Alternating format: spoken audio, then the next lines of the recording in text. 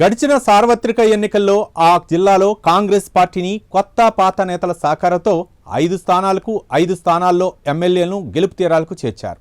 ఆ విషయంలో కాంగ్రెస్ క్యాడర్ పనితీరు బేష్ అని చెప్పాలి. ఆ తర్వాత జిల్లా నుండి 3 ఎమ్మెల్యేలు మంత్రులు అయ్యారు. ఇంకేముంది, జిల్లాలో ఓ స్థాయి నేతలు తమ పంట పండింది అని అందరూ అనుకున్నారు. తొలిసారిగా 3 మంత్రులు జిల్లాకు వచ్చిన సందర్భంలో గత బీఆర్ఎస్ సర్కార్ను తలదన్నేలా పరిపాలన ఉంటుందని వారు చెప్పటం, 10 ఏళ్లుగా పార్టీ కోసం కష్టపడిన నేతలకు నామినేటెడ్ పదవులు దక్కుతాయని తెగ ఆశపడ్డారు. కాంగ్రెస్ ప్రభుత్వం అధికారంలోకి వచ్చిన 15 నెలలు అవుతున్నా జిల్లాలో కీలక నామినేటెడ్ పదవులు ఇవ్వటంలో మంత్రులు ఎందుకు తాస్తారం చేస్తున్నారో అర్థం కాక నేతలు తల్లో పట్టుకుంటున్నారు. అంతేకాకుండా మంత్రుల నుండి ఎలాంటి స్పందన లేదనే టాక్ కింది స్థాయి నేతల నుండి వినిపిస్తోంది. అమాత్యుల మౌనం వెనుక అంతరార్థం ఏంటని పార్టీ కేడర్ అయోమయానికి గురవుతుందట. ఏ జిల్లాలో ఈ సంకట స్థితి ఉందో తెలుసుకోవాలంటే ఈ స్టోరీ చూడాల్సిందే.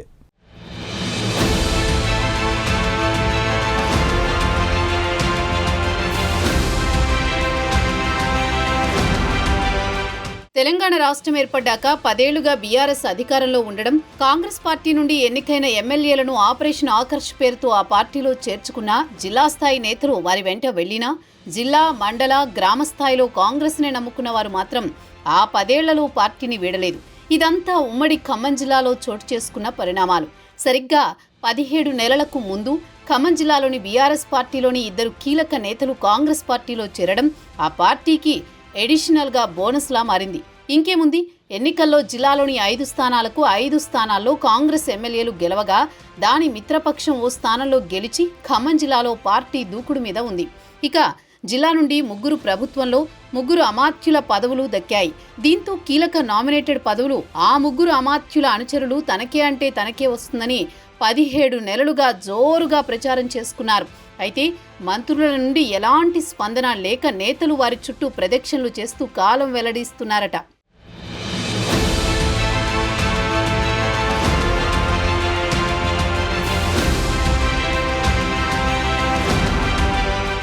ఖమ్మం జిల్లాలో కీలకమైన నామినేటెడ్ పదవులైన సుడా చైర్మన్, జిల్లా గ్రంథాలయ సంస్థ చైర్మన్ పదవుల కోసం డజను మంది నేతలు గంపెడాశలు పెట్టుకున్నారు.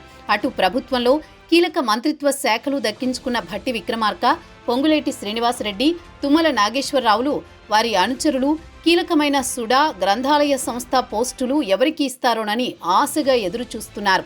ఇక సుడా ఖమ్మం, పాలేరు, మధిర, వైరా నియోజకవర్గాల పరిధిలో ఉండడం, ఎక్కువగా ఖమ్మం నియోజకవర్గం పరిధి ఉండడంతో మంత్రి తుమ్మలపైనే ఆయన వెంట ఉన్న అనుచరులు భారీగా ఆశలు పెట్టుకున్నారు.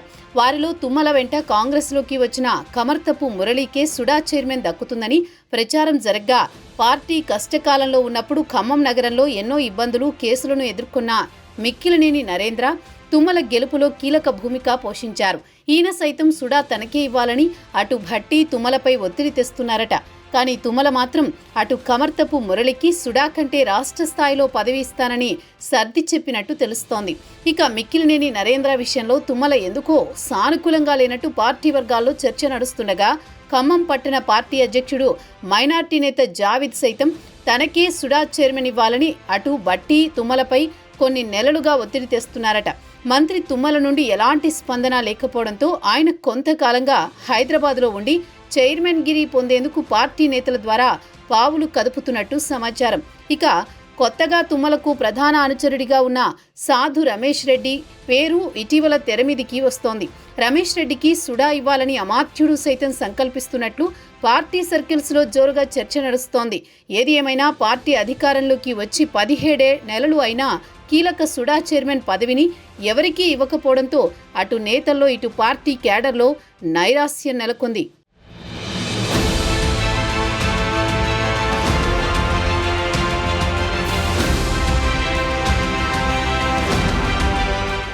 ఇక ఖమ్మం జిల్లాలో గ్రంథాలయ సంస్థ చైర్మన్ పదవిని సైతం ఖమ్మం నియోజకవర్గం నేతలతో పాటు ఇతర నియోజకవర్గాలకు చెందిన పాత కాంగ్రెస్ నేతలు, ఒకరిద్దరు కొత్తగా పార్టీలో చేరిన నేతలు సైతం ఆశ పెట్టుకున్నారు. కాంగ్రెస్ ప్రభుత్వం అధికారంలోకి వచ్చి 17 నెలలు గడుస్తోంది. అయినా కీలక ప్రోటోకాల్ పదవులు సుడా గ్రంథాలయ సంస్థ చైర్మన్ గిరిలకు నేతలను ఎంపిక చేయడంలో మంత్రులోకింత ఫెయిల్ అయ్యారని టాక్. అటు పొలిటికల్ సర్కిల్స్లో తెగ చర్చ నడుస్తోంది. జిల్లాకు మంత్రులు ఎప్పుడు వచ్చినా తమ పదవి ఎంతవరకు వచ్చిందని నేతలు వారి వెంట పడుతున్నారు. వారు కూడా కొంత సమయం పడుతుందని సున్నితంగా చెబుతూ కాలం వెల్లదీస్తున్నారట.